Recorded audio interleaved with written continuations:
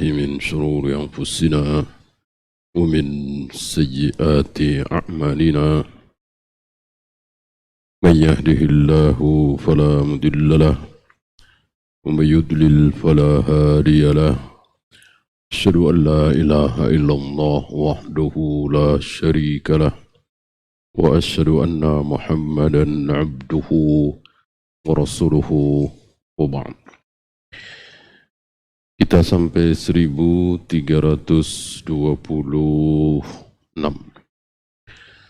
1325 sudah selesai kita baca tentang dua doa yang kecil kemungkinan tertolak. Yang pertama antara azan dengan iqamah. Yang kedua saat dua pasukan muslim dan kafir sedang mempertaruhkan nyawa berperang. Yang satu di jalan Allah, yang satu di jalan syaitan. Dan menyaksikan pemandangan seperti ini, Allah senang. Allah senang. Maka jika ada yang tidak suka, bahkan benci, tidak usah kita pedulikan. Karena Allah mencintai, menyukai pasukan muslim yang berdiri bersaf-saf dengan rapi, siap mati, membela agama Allah, li'i'la'i kalimatillah. Ya, 1326. Wa an Anasin radhiyallahu anhu qala, dari Anas bin Malik radhiyallahu anhu dia berkata, kana Rasulullah sallallahu alaihi wasallam idza ghaza. Rasulullah sallallahu alaihi wasallam di saat berperang beliau berdoa, Allahumma anta adudi wa nasiri. Ya Allah, engkaulah penolongku. Dua kalimat ini dalam bahasa Indonesia cuma ada satu, penolong. Bika ajudu, karena engkau aku ajul, ay amna'u wa adfa'u, menolak, membela, mempertahankan. Wa bika asulu, menerkam, menerjang. Ini yang ada dalam peperangan, menerjang, lari, mengejar. Wa bika uqatilu, dan karena engkau aku berperang. Ini doa Nabi sallallahu alaihi wasallam saat mempertaruhkan nyawa dalam perang. Rawahu Abu Dawud wa Tirmidzi wa qala hadithun hasan. Fikul hadis, la hawla wa la tawla wa la quwwata lil abdi illa bi rabbih. Li'anna al-quwwata lillahi jami'a. Tidak ada daya, tidak ada kekuatan bagi seorang hamba kecuali atas pertolongan Rabb-Nya. Seperti kemarin, bukan karena pedang, bukan karena tombak, bukan karena peluru, bukan karena bom, tapi kekuatan betul-betul milik Allah mutlak. Peluru, bom, segala macam hanya asbab, lantaran. Haram bagi kita membesar-besarkan asbab, sementara mengecilkan, bahkan menghilangkan Allah yang menciptakan asbab itu. Ya. Bahkan Nabi saja diingatkan oleh Allah, wa ma ramaita idh ramaita walakinnallaha rama. ketika engkau melempar ya Muhammad, sebetulnya bukan engkau yang melempar, Allah yang melempar. Padahal pakai tenaga Nabi, pakai tangan Nabi. Tapi Nabi diwajibkan untuk mengakui bahwa yang menyebabkan itu semua adalah Allah. Ini bukan berarti kita tidak boleh berusaha semaksimal mungkin, tentu keliru. Berusaha maksimal harus. Berusaha tidak boleh asal-asalan. Yang penting usaha. Tidak. Semaksimal mungkin. Beliau pakai baju besi, beliau bawa senjata, ini kan usaha maksimal. Beliau tidak mengatakan biarkan Allah yang memberikan kemenangan, kita asal-asalan saja, yang penting turun di medan perang. Tidak, ada strategi, ada cara, ada senjata tetap. Tapi yakin seyakin-yakinnya itu senjata, itu strategi nggak ada artinya apa-apa kalau Allah menghendaki kita kalah. Bahkan Umar pernah mengaku saat mengimami salat, setelah salat mengaku jujur bahwa dalam salatku tadi aku apa? Aku mengatur strategi. Ya. Pasukan panah aku akan persiapkan sebelah sini, pasukan pejalan kaki sini, pasukan yang bawa tombak sini. Itu ketika perang. Ya. Nah, disitulah kita tahu bahwa sah solat walaupun pikiran kemana-mana. Bahkan Nabi pernah dalam solat ingat sebatang emas. Begitu salam langsung berdiri, melewati pundak-pundak jamaah, lalu kembali lagi lalu beliau mengambil batangan emas itu dari salah satu rumah beliau, istri beliau, kemudian kembali lagi ke tempat beliau jadi imam, lalu beliau perintahkan untuk membagi-bagi emas tersebut. Yang kedua, an-nasru kulluhu min indillah. 'Ala al-'abdi an yatawakkala 'ala Allah wa la yarkana li nafsihi tarfata 'ainin. Fadzaka al-khudlan wal khusran. Pertolongan semuanya adalah dari sisi Allah. Bukan dari pedang, bukan dari panah, bukan dari peluru, bukan dari bom. Sekali lagi itu cuma asbab. Maka wajib bagi seorang hamba untuk betul-betul bertawakal kepada Allah. Maka tidak boleh menyesali setelah kejadian. Coba tadi pakai peluru ini, coba tadi strateginya bukan begitu, coba tadi pakai senjata ini, jangan. Mau pakai senjata apapun, hari itu kalah, ya pasti kalah. Allah yang menghendaki kalah. Dan tidak ada jaminan bahwa ketika kaum muslimin berperang pasti menang, tidak ada. Kadang menang, kadang kalah. Justru itu yang membuat Heraklius yakin bahwa orang itu betul-betul nabi.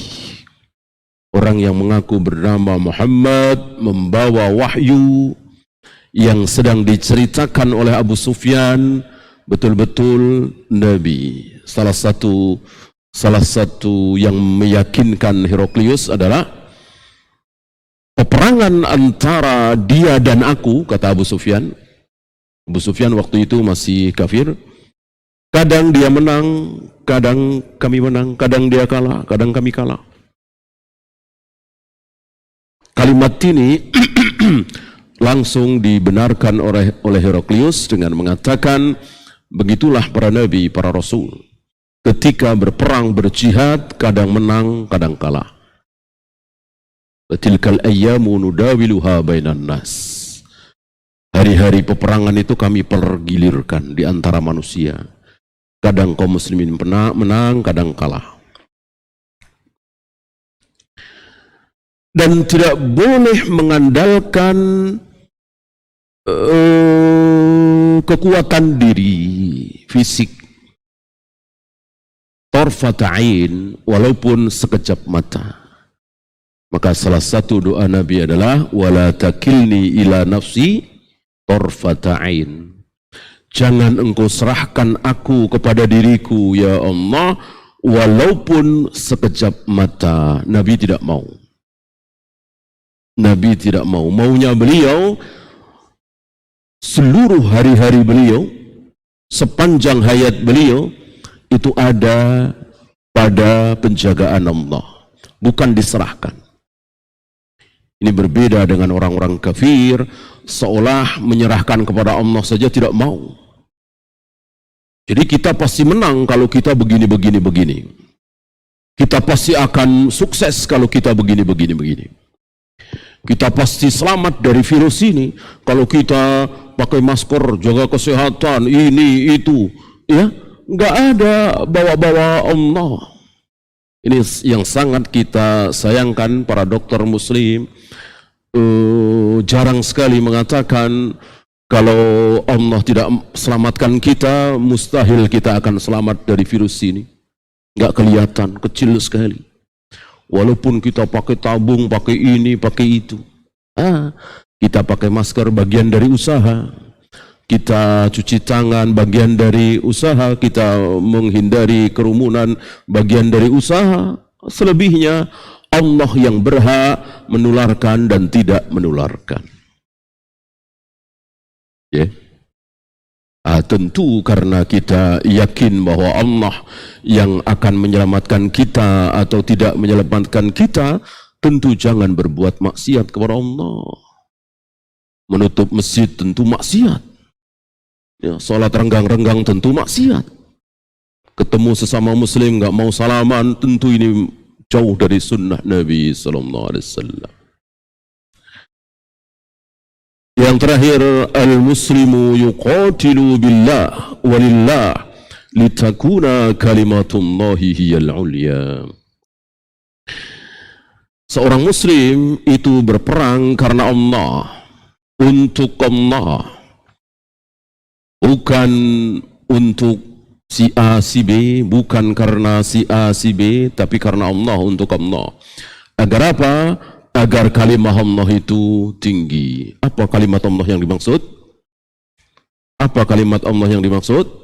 La ilaha illallah. La ilaha illallah.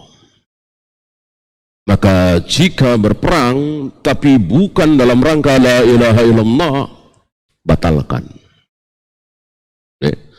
Rebutan wilayah misalnya, rebutan tambang misalnya, batalkan saja. Tapi perang demi li'i'la'i kalimatillah, meninggikan kalimat Allah, karena mereka menolak la ilaha illallah dan tidak mau tunduk kepada pemerintahan kaum muslimin, tidak mau bayar jizyah. Disitulah perang. Ketika mereka menolak la ilaha illallah, maka ketika mereka tidak menolak, mereka mau mengucapkan la ilaha illallah, haram diperangi. Disinilah Nabi marah sekali kepada Usamah bin Zaid. Dan ketika berperang, dan perang tentu hari itu bisa kita bayangkan ya, 1 lawan 1, artinya konsentrasi musuh dengan yang mana gitu kan. Kan belum ada bom segala macam. Nah, musuh yang sedang dihadapi oleh Usamah bin Zaid ini, pedangnya sudah terlepas. Ya, sekali ayun mati. Ya, sudah apa istilahnya, sudah di atas angin Usamah bin Zaid. Musuhnya ini ya sudah di ujung tanduk, detik-detik mati. Tiba-tiba musuh mengucapkan la ilaha illallah. Tiba-tiba si musuh ini mengucapkan la ilaha illallah. Usamah tetap dengan niatnya dan dibunuhlah dia. Sampai kabar ini kepada Nabi SAW, dipanggillah Usamah bin Zaid dan ditanya, engkau kenapa engkau bunuh orang yang sudah mengucapkan la ilaha illallah? Dijawab oleh Usamah, karena dia takut dengan pedangku. Bukan ikhlas karena Allah dia masuk Islam, tapi karena dia takut dengan pedangku, karena pedangku. Tambah marah Nabi dengan mengatakan, apakah engkau sudah belah dadanya? Engkau tahu isi hatinya, bahwa dia mengucapkan la ilaha illallah, tidak ikhlas karena Allah, hanya takut kepada pedangmu? Ini istifham lil inkar. Pertanyaan yang tidak butuh jawaban. Artinya Nabi mengingkari. Engkau tidak tahu hati dia. Kenapa engkau tuduh dia mengucapkan la ilaha illallah tidak ikhlas? Ini luar biasa. Kita tidak boleh menuduh si fulan tidak ikhlas, si fulan riya, tidak boleh. Walaupun tanda itu besar sekali. Besar sekali tanda-tanda bahwa dia itu riya. Haram bagi kita memastikan dia riya. Dia tidak ikhlas. Dan Nabi terus mengulang-ulang kalimat itu. Kenapa engkau bunuh orang yang sudah mengucapkan la ilaha illallah? Kenapa engkau bunuh orang yang sudah mengucapkan la ilaha illallah? Diulang-ulang oleh Nabi. Usamah bin Zaid mengatakan, aku membayangkan alangkah senangnya jika aku baru saja masuk Islam. Ya, artinya kan dimaklumi, ini kan tidak sudah bertahun-tahun masuk Islam. Ya, mengikuti ayahnya Zaid bin Harithah, dua-duanya kesayangan Nabi SAW. Ini pelajaran yang sangat besar bagi kita, bahwa jangan berperang yang bukan karena membela la ilaha illallah. Peperangan antara Nabi dengan Abu Jahal, Abu Lahab, ya karena kalimat la ilaha illallah. Jika Abu Jahal, Abu Lahab menerima la ilaha illallah, tidak akan berperang.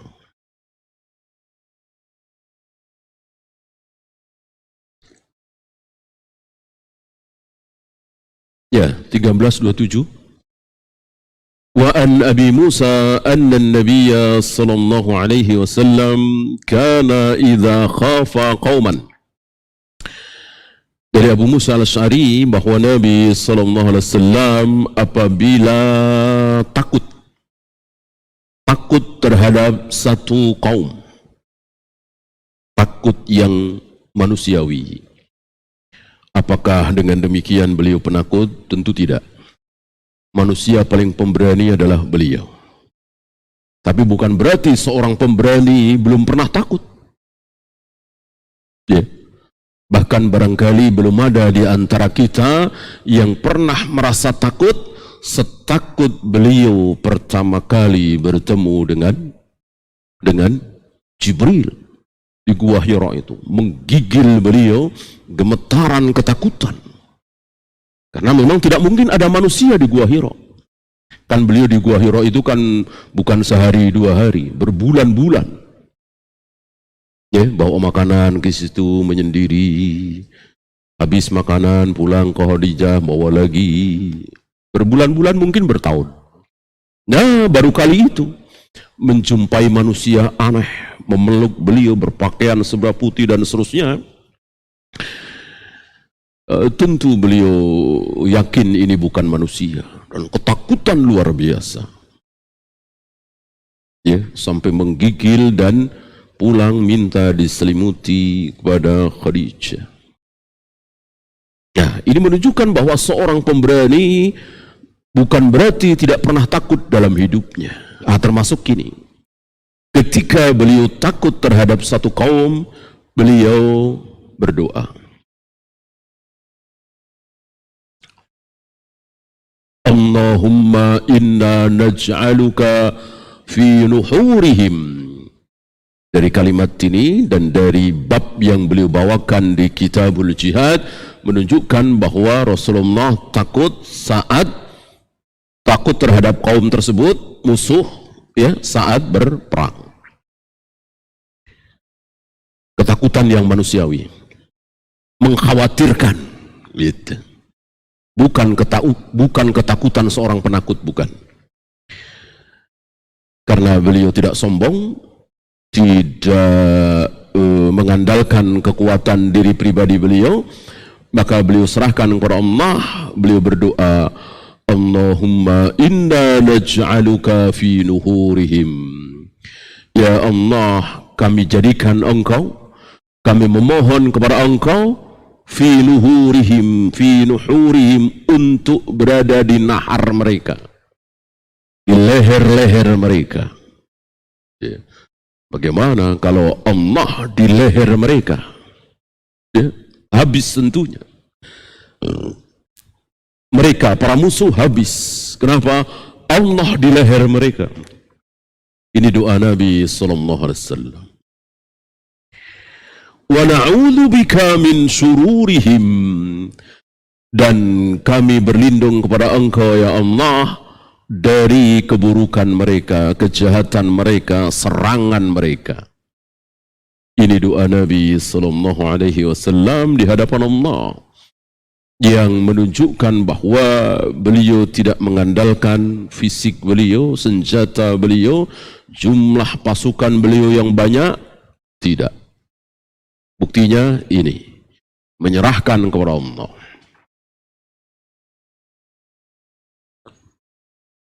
Rawahu Abu Dawud bi isnadin sahihin. Fikul hadis, إذا خاف العبد قوما ينبغي عليه أن يستعين بالله على دفع شرورهم. Ketika seorang hamba mengkhawatirkan satu kaum, takut terhadap serangan satu kaum, maka selayaknya bagi si hamba tadi untuk mohon pertolongan kepada Allah dalam rangka menolak kejahatan si kaum itu. Ya. Jangan pernah melupakan Allah dalam kesulitan kita, bahkan dalam kebahagiaan kita. Selalu kita mengingat Allah. Kemudian man tadarra'a ila Allahi wa laja'a ila himahu la yakhdulahu Allah. Barang siapa yang merendahkan diri kepada Allah, memasrahkan dirinya kepada perlindungan Allah, maka Allah tidak akan menyia-nyiakan. Pasti Allah akan membantu. 1328. Wa an ibni Umar radhiyallahu anhuma anna Rasulullah sallallahu alaihi wasallam qala al-khailu ma'qudun fi nawasiha al-khairu ila yaumil qiyamah. Khail, kuda. Kuda yang dipersiapkan untuk berperang. Itu ada kebaikan yang diikat oleh Allah di ubun-ubunnya, di jambul kudanya itu. Hampir semua kuda ada rambut di atas kepala. Jambulnya itu, yang berdiri itu. Itu ada kebaikan di situ. Ditulis oleh Allah. Sampai kapan? Sampai hari kiamat. Apa kuda ini batasan? Tidak. Kuda ini contoh. Contoh hewan yang dipersiapkan untuk jihad. Ketika kita memiliki hewan atau apapun yang kita persiapkan untuk jihad, maka ada kebaikan di situ. Dan kebaikan itu sampai hari kiamat. Ini menunjukkan apa? Ini menunjukkan bahwa jihad tidak akan pernah selesai. Keliru kalau sebagian tokoh Islam mengatakan ini demi meraih ridho orang-orang kafir, HAM, PBB, segala macam, bahwa jihad sudah selesai. Tidak ada jihad lagi dalam Islam. Ini keliru besar. Ya. Bahkan itu salah satu akidah Rafidah, Syiah, bahwa jihad itu tidak mungkin ada dan tidak sah kalau belum muncul imam ke-12 kami. Kalau imam ke-12 kami sudah muncul, baru ada jihad. Ini keyakinan sesat orang-orang Syiah Ar-Rafidah. Yang benar bahwa jihad itu sampai hari kiamat. dan tidak ada syarat kecuali imam di negeri tersebut. Kalau sekarang ya presiden kita, kalau di Saudi misalnya ya Raja Salman yang menentukan kita jihad atau tidak. Kalau di Malaysia ya Perdana Menteri Malaysia. Kalau di Brunei ya Sultan Brunei.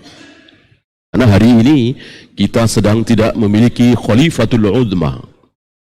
Ketika kita memiliki Khalifatul Uzma, ya satu manusia yang memimpin seluruh negeri kaum muslimin.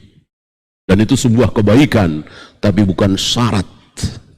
Artinya ketika kita terpecah-pecah menjadi negara-negara, negara Islam seperti Indonesia, Malaysia, Brunei dan seterusnya, masih ada jihad. Dengan syarat yang mengumandangkan jihad, memerintahkan jihad adalah orang nomor satu di negeri kaum muslimin itu. Hanya itu syaratnya. Tidak seperti anggapan sesat orang-orang Syiah tadi, harus imam ke-12 mereka.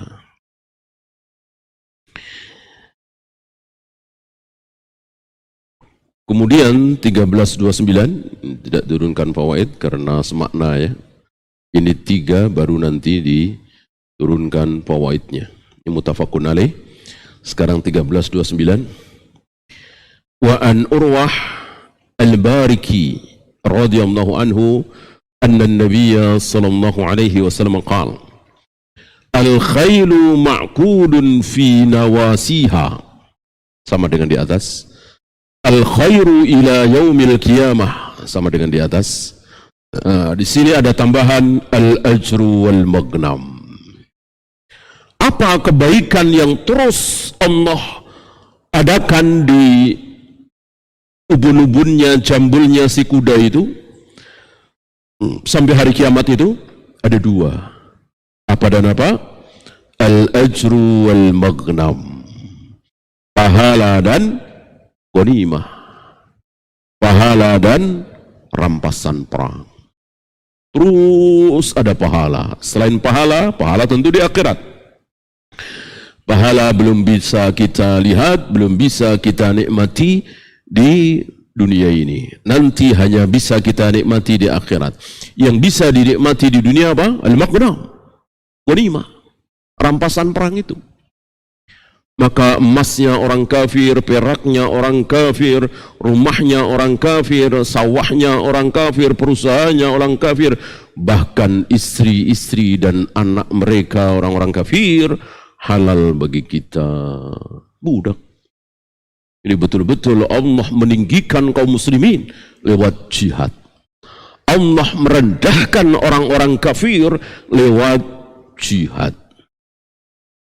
Bayangkan, yang tadinya mereka adik kuasa misalnya, begitu setelah jihad mereka kalah, langsung menjadi budak. Dan itu kan cepat sekali, tidak butuh waktu lama. Dan itu yang dialami oleh Nabi, Abu Bakar, Umar, para sahabat seperti itu. Kejayaan mereka raih dalam waktu yang sangat singkat. Ya. Dari Nabi mulai berdakwah sampai beliau wafat kan cuma 23 tahun kira-kira. Ya. Sebelum beliau wafat luar biasa. Sudah mulai mengalir emasnya orang-orang Romawi. Apalagi setelah beliau wafat, kaum muslimin dipimpin oleh Abu Bakar, diteruskan oleh Umar, tambah mengalir.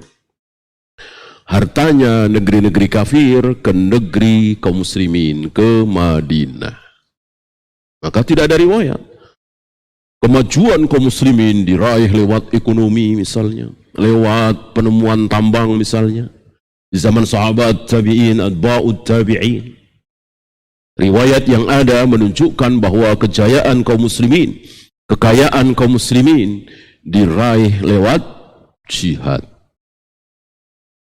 Luar biasa kekayaan yang didapat, dan ketika kalah, mati, lebih luar biasa lagi yang didapat. Jannah, ridha Allah, seluruh dosa diampuni. Lalu apa yang dikhawatirkan, yang ditakuti dari jihad itu? menang mendapatkan dunia yang luar biasa, mati surga. Apa yang ditakuti? Ya. Yang ketakutan adalah orang-orang kafir. Melihat apa istilah mereka, kegilaan kaum muslimin. Orang-orang Islam itu gila kalau sudah berbicara tentang jihad. Bayangkan, gimana nggak gila? Menang mendapatkan dunia luar biasa, kalah mati surga. Apa yang ditakuti? Ya.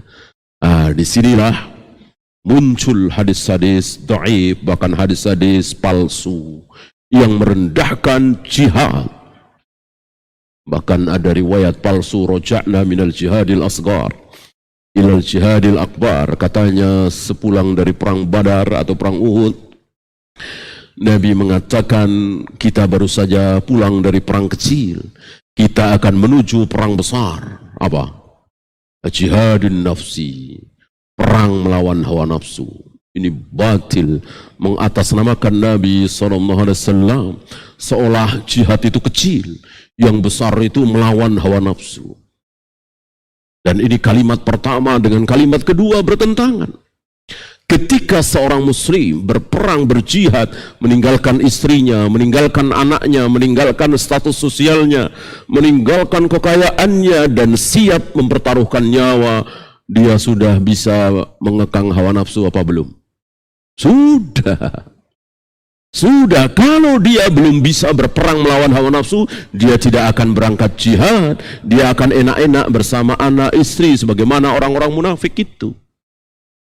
Ini kalimat awal dengan kalimat kedua bertentangan.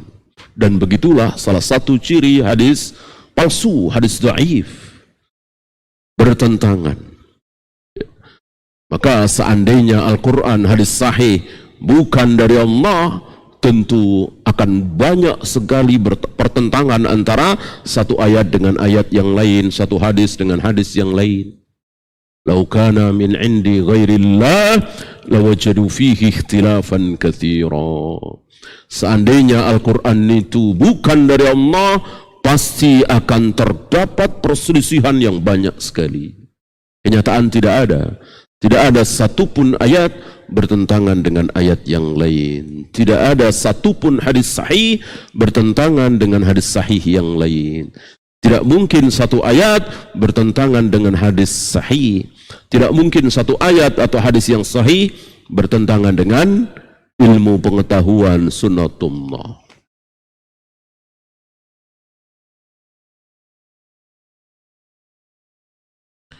Muttafaqun alaih. Kemudian 1330.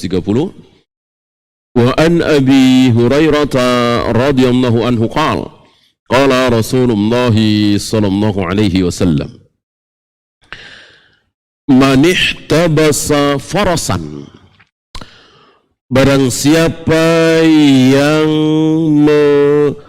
mengandangi faras, kuda, fi sabilillah, untuk berperang di jalan Allah, dia persiapkan kudanya, dia kandangi kudanya, dia pelihara kuda itu, imanan billah, berangkat karena iman kepada Allah, wa tasdiqan biwa'dihi, karena membenarkan janji-janji Allah. Allah berjanji surga begini, begini, begini, sebagaimana di kitab jihad, kita percaya, benar, yakin. Fa inna shib'ahu wa riyahu wa rawthahu wa bawlahu fi mizanihi yaumal qiyamah. Maka apa yang terdapat di kuda itu, dia kenyang, dia minum, dia buang kotoran, dia kencing, semuanya ditimbang sebagai kebaikan nanti pada hari kiamat. Sekali lagi, kuda ini contoh. Seandainya kuda hari ini diganti dengan peluru misalnya, bom misalnya, dan seterusnya, dan itu atas izin penguasa, bukan sendiri-sendiri, insya Allah ini bagian dari apa yang Nabi sabdakan di hadis ini. Sebuah kebaikan, mempersiapkan jihad. Dan ini yang difahami oleh Khalid bin Walid. Maka Khalid bin Walid setiap kali mendapatkan rezeki, maka selalu dibelikan untuk pedang senjata. Sampai beliau menjual pedang, peralatan perang. Ya, lalu muncul hadis di mana Nabi menanyakan kepada Khalid bahwa senjata pedang yang engkau perjualbelikan itu berapa? Dihitung sekian. Nabi mengatakan berarti zakatnya sekian. Ini hadis yang sangat tegas adanya zakat tijarah, zakat perdagangan. Walaupun sebagian imam menolak adanya zakat tijarah, yang rajih ada berdasarkan dalil ini. Dan yang menarik, Nabi tidak bertanya kepada Khalid, dari engkau berdagang pedang ini untungmu berapa? Nabi tidak nanya. Yang ditanyakan oleh Nabi, pedang yang engkau jual nilainya berapa? Dari sini kita tahu bahwa zakat perdagangan tidak melihat untungnya, tapi melihat modalnya. Ya, dari komputer yang saya pajang, saya jualan komputer 1000 unit, hitung semua. Modal saya berapa? 1 miliar misalnya, 2,5% dari 1 miliar. Jangan ngitung laku apa tidak laku, untung atau tidak untung. Mau untung, mau rugi, maka modal kita semuanya dizakati 2,5%. Sama ketika kita tidak berdagang. Kalau saya tidak dagang komputer ribuan unit, saya punya uang 1 miliar. Saya simpen di rekening saya. Apakah saya keluarkan zakat dari 1 miliar? Ya iya.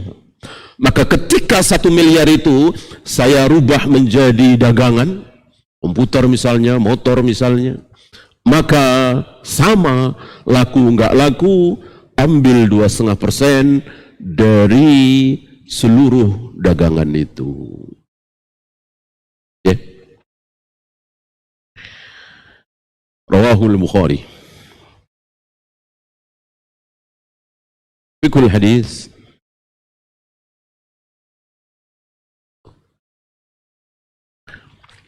Alhamdu 'alal jihadi fi sabilillah li'i'la'i kalimatillah. Anjuran untuk berjihad di jalan Allah. Untuk apa? Untuk meninggikan kalimah Allah. Sekali lagi kalimah Allah adalah la ilaha illallah. Jadi Islam dan kafir. Ya, bukan berbicara tentang firqah. Ketika berbicara tentang firqah, serahkan kepada para ulama untuk membahasnya. Ya, ini berbicara tentang Islam dan kafir. Kemudian al-malul muktasabu bittiqadil khairi min khairi wujuhil amwal wa atyabiha li'anna al-barakata fi nawasiha. Harta yang diusahakan dengan mengambil khail, kuda, berupa kuda, ini sebaik-baik harta. Kenapa? Karena keberkahan itu ada di ubun-ubunnya itu, jambulnya itu. Ya. Karena unta, kambing, sapi tidak bisa dipersiapkan untuk ini. Maka Nabi sabdakan kuda. Kemudian wujubul i'dadi qadral istita'ati wa dhalika bittiqadil asbabi wa alatil harbi wa liirhabi a'da'illah. Wajibnya i'dad. Apa i'dad? Diambil dari firman Allah, wa'iddu lahum mastata'tum min quwwatin. Persiapkan oleh kalian kekuatan, turhibuna bihi aduwallah wa aduwakum, untuk menakut-nakuti musuh Allah dan musuh kalian. Maka sunnah i'dad, apa? Bersiap untuk berjihad. Dengan apa? Dengan senjata, dengan pasukan. Tapi sekali lagi, bukan kita, bukan ormas, bukan kiai, bukan ulama, tapi pemimpin negeri muslim itu. Kemudian tafdilul khayli ala ghairiha minad dawab li'annahu lam ya'ti anhu sallallahu alaihi wasallam fi syai'in ghairiha mithla hadzal qaul. Keutamaan kuda dibanding hewan-hewan lain karena apa? Karena untuk hewan lain tidak ada sabda Nabi sallallahu alaihi wasallam. Di dalam masalah jihad, Nabi memuji-muji tentang unta misalnya, tentang sapi misalnya, tentang kambing, tidak ada. Yang ada kuda. Berarti kuda mempunyai keutamaan khusus dibanding hewan-hewan lain. Tentu kita tahu perbedaan antara kuda dengan hewan-hewan lain dalam peperangan. Kemudian al-jihadu madin ila yaumil qiyamati ma'al barri wal fajiri. Jihad itu terus ada sampai hari kiamat bersama pemimpin, mau pemimpin itu orang soleh atau ahli maksiat, bukan urusan kita. Pemimpin kita ahli maksiat, tapi beliau pemimpin kita sah muslim, tapi kadang-kadang minum khamar misalnya, sering sholat tidak di masjid misalnya, sering subuh kesiangan, ini maksiat besar. Tapi sekali waktu, tapi dia muslim ya, sekali waktu beliau mengumandangkan jihad, menyuruh kita untuk berjihad, maka wajib kita taati. Maka disitulah Imam Bukhari membuat bab khusus al-jihadu ma'al imam adiluhum wa fajiruhum, bahwa jihad harus bersama pemimpin, baik pemimpin itu adil, orang baik atau orang jahat, yang penting muslim. Kemudian busra lil muslimina bi baqa'il islami wa ahlihi ila yaumil qiyamah. Ini kabar gembira bagi kita semua kaum muslimin bahwa Islam akan terus ada sampai hari kiamat, maksudnya menjelang hari kiamat. Kalau pas sangkakala ditiup tentu sudah tidak ada. Yang ada keimanan sebesar zarrah di hati kaum muslimin, dicabut nyawanya sebelumnya. Maksudnya sampai akhir zaman. Jadi wajib kita bergembira dengan khobar ini, bahwa Islam nanti akan berjihad dan menang.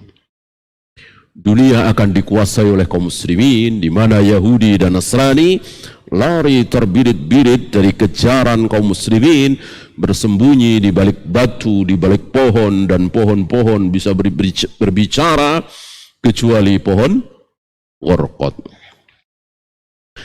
Jawazu waqfil khayl lil mudafa'ati anil muslimin. Bolehnya wakaf khayl, kuda, untuk persenjataan kaum muslimin. Kaum muslimin membela diri dengan berperang, yaitu dengan mewakafkan kuda.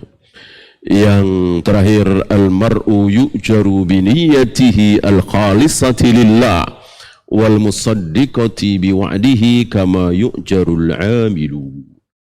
Seseorang itu akan diberi pahala dengan apa? Dengan niatnya, niat yang serius, sudah diberi pahala walaupun belum beramal, walaupun belum berbuat apa-apa, tapi dia sudah berniat. Wallahu a'lam. Ya, itu saja. Tidak ada soal jawab, kita akhiri. Subhanakallahumma bihamdika asyhadu an la ilaha illa anta astaghfiruka wa atubu ilaik. Assalamualaikum warahmatullahi wabarakatuh.